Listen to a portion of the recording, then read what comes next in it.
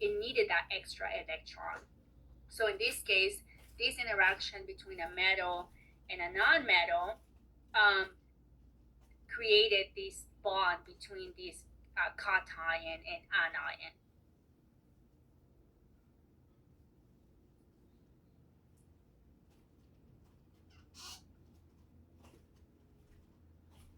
Type of bonds.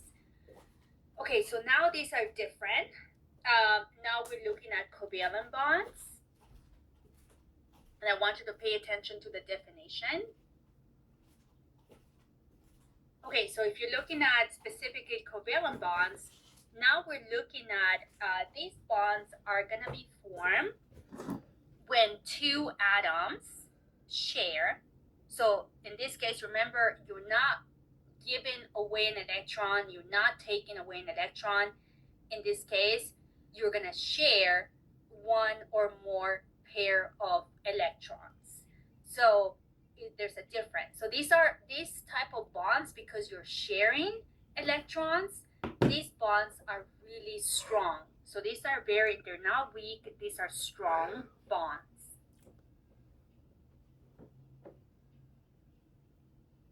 Okay, so because, and again, I'm going to give you an example. So let's look at hydrogen gas as our example for the formation of a covalent bond. So this would be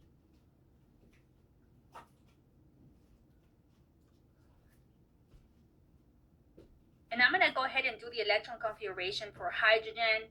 So remember that hydrogen, so specifically, is atomic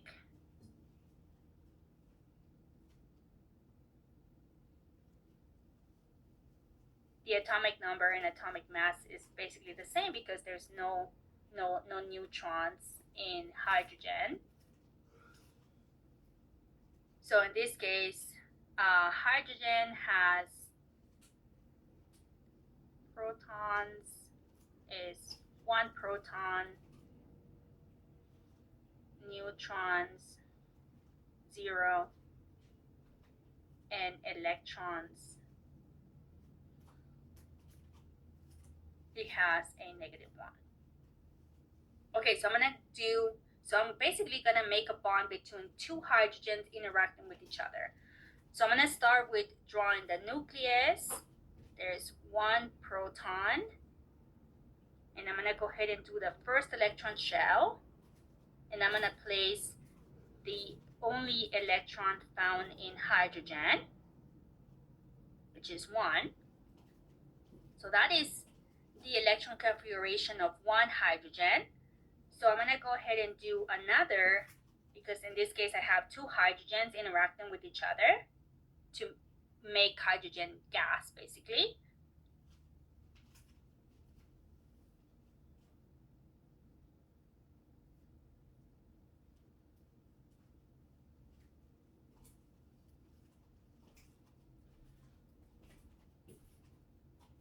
Okay, so now let's think of perspective. So hydrogen is reactive because it only has 1 electron on the first outer shell, right? And in order for hydrogen to be satisfied, it needs 2 electrons, right? But when 2 hydrogens are interacting with each other, so they don't behave like they did sodium and chlorine. One hydrogen is not going to say to the other hydrogen, hey, I'll just give you my electron, and the other hydrogen just accepts that. It doesn't work that way, right? So in this case, rather than this, let's say this hydrogen giving its electron away, or this hydrogen giving its electron away, that's not going to happen. In this case, what they do is that they're going to share electrons. So this one shares with that one, with that hydrogen, and that one shares with that one. So that single line between the two basically is the symbol that 2 electrons are being shared. So in that case, both hydrogens are satisfied because the outer shells are complete. And remember that for the first electron shell, the maximum number of electrons is 2. Okay, so that's a little bit different. So now you could do the same thing for a molecule like CH4, like methane or water, right? So there are infinite amount of combinations that you could make, that where you have to see the placement of how do I make a single bond, how do I make a double bond, how come sometimes it's a triple bond. So you would have to do the electron configurations to figure and see, is it a single bond, a double bond, a triple bond. But again, for purposes of this class, we don't do we don't take molecules and make connections and bonds between them. We just need to understand by definition what a covalent bond is, and just know that covalent bonds are formed by sharing electrons. So sometimes you could share 2 electrons, sometimes it's 4, sometimes it's 6. So let's look at a video, so hopefully that gives you a little bit more understanding.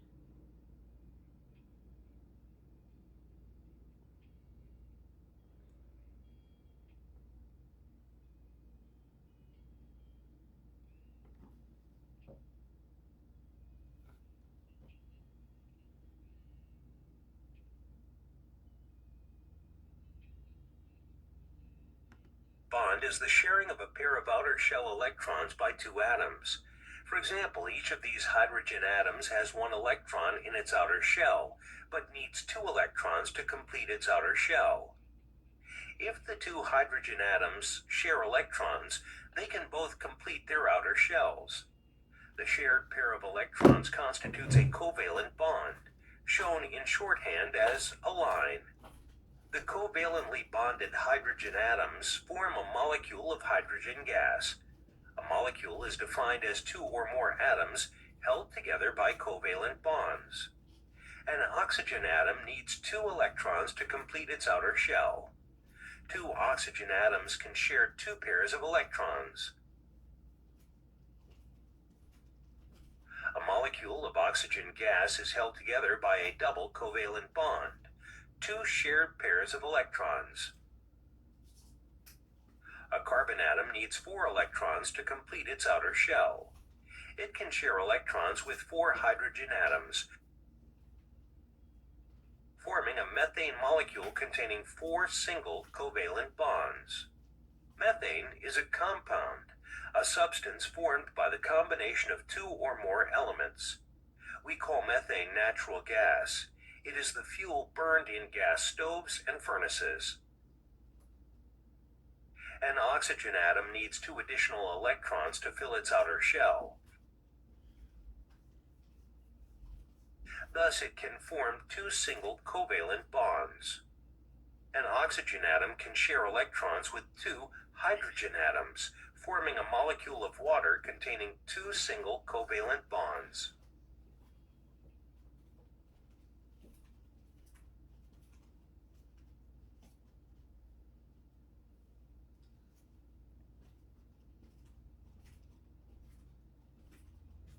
Okay. Any questions about covalent bonds?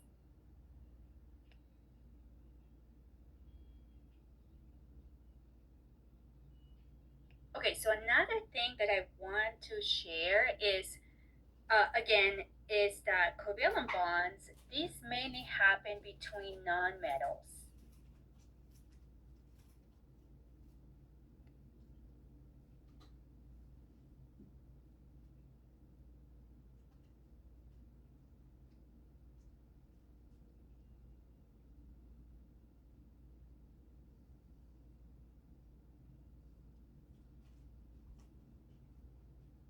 Okay, so there's another concept introduced. So once again, if you see in this case, if you see a single line like you saw in the interaction between hydrogens, this is a single bond.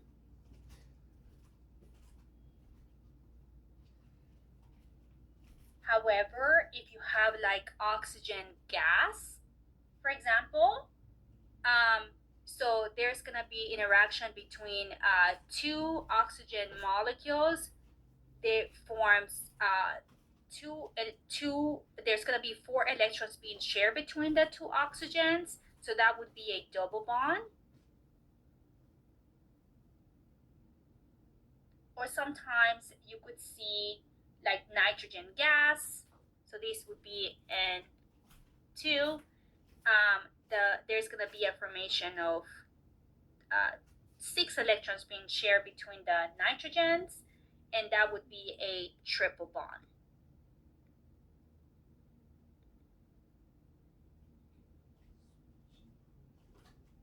And that would be 6 electrons being shared, double bond 4 electrons being shared, and a single bond is 2 electrons being shared. Okay, so now sometimes because you're sharing electrons, you could determine, first of all, you determine that the sharing of these electrons, you're forming a covalent bond. So another thing to take into account is polarity.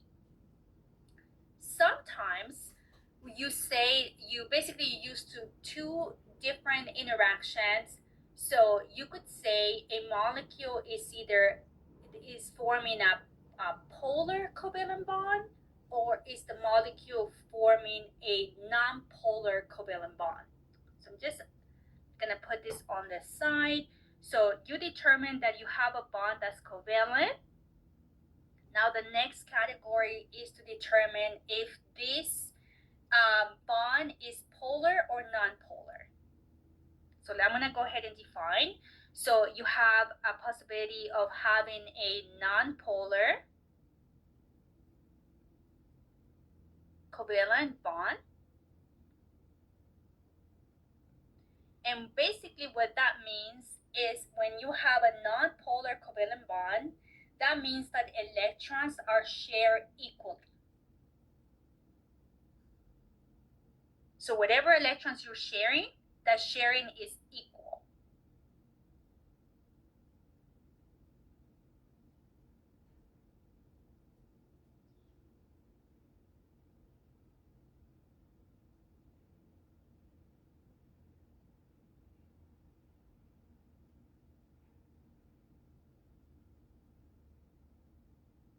So for example, if you see hydrogen gas,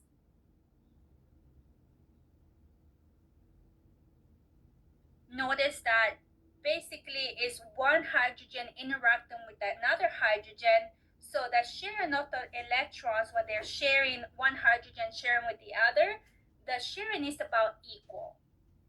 Okay, so however, there's sometimes interactions where the sharing is not equal, and that's considered to be a polar covalent bond.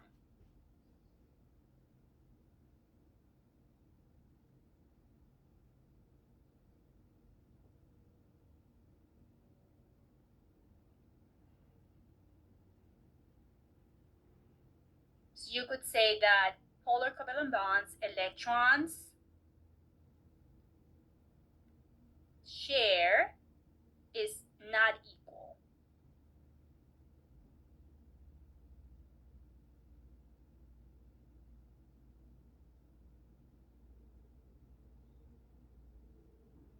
Okay, so let me give you an example of so far we have hydrogen gas as a non-polar covalent bond.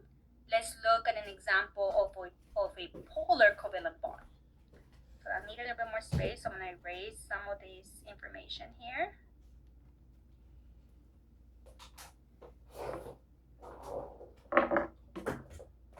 And the example that we're going to use for a polar covalent bond would be water.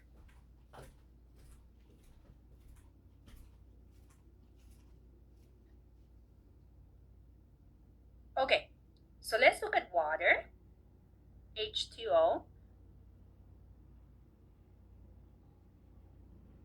So I know that I have to separate the two different molecules. So I'm dealing with 2 hydrogen molecules and an oxygen molecule. So I know the properties of hydrogen.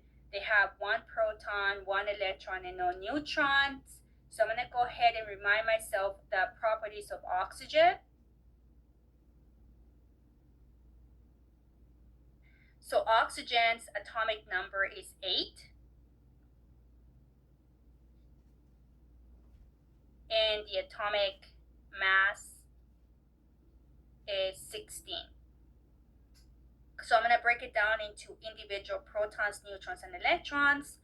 So I know that oxygen has 8 protons.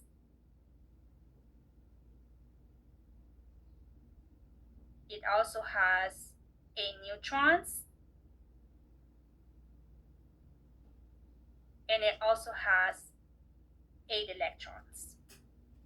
And again, I know for hydrogen, so I don't have to do it again. Okay, so now I'm going to do the electron configuration. So I'm going to go ahead and put oxygen in the center. So this is the nucleus of oxygen.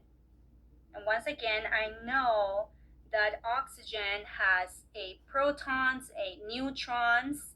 And I'm going to go ahead and do the placement of the electrons. So I have 8 electrons to place.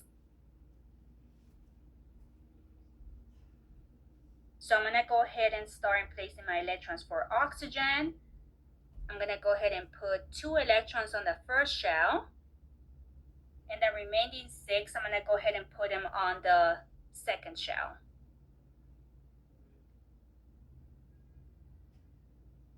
So that is the electron configuration for oxygen, right?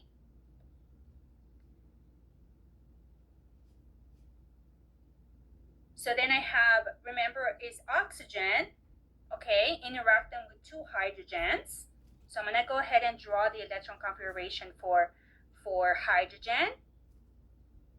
And I'm going to do side by side because I know I have 2 of them.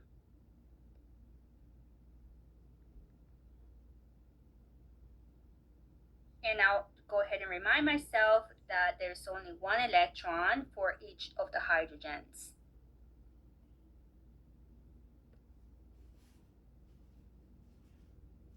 Okay, so now here is going to be my hydrogen on this side and on that side.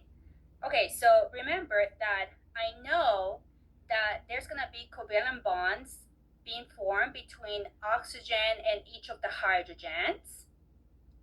Okay, so that is, I know that there's going to be sharing of electrons somehow. Okay, now you see, you're going to go ahead and see oxygen perspective, right? We know that oxygen on its own is not satisfied because that specific molecule, it has 6 electrons on its outer shell. Oxygen would be content if it has 8. But so far, there's no choice. There only has 6, right?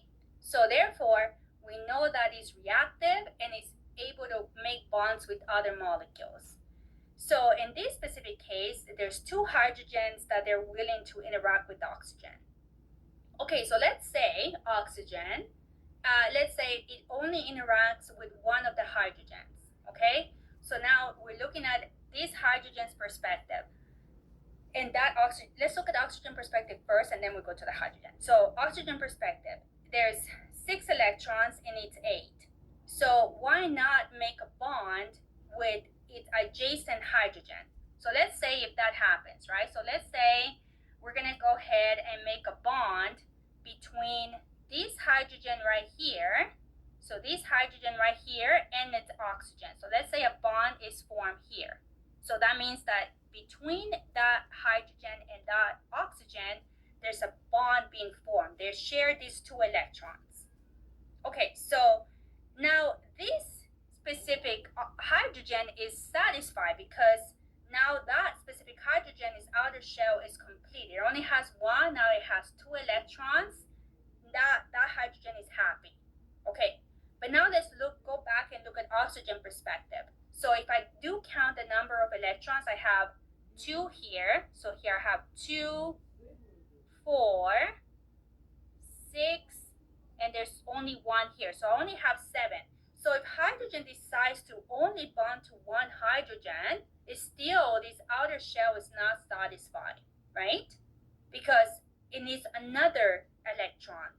So this is where the second hydrogen comes in, right? So in this case, this hydrogen is willing to share its electron with oxygen, and vice versa, oxygen is willing to share its electron with hydrogen. So now there's another bond being formed right here, right? So two electrons are shared. Now if I go around and I see hydrogen perspective, hydrogen is satisfied because its outer shell is satisfied. On the other perspective of the other hydrogen is satisfied because its outer shell is satisfied. And finally, oxygen is satisfied because its outer shell is complete. So remember, they all want to get this fulfillment of the outer shell to be complete. And by sharing electrons, now oxygen's outer shell is complete. So now you see why when you actually see the water molecule, now it makes sense that you see oxygen and you see a bond, which is with the hydrogen and a hydrogen. And notice that you only see a single bond because only two electrons are being shared. Only a single bond is formed.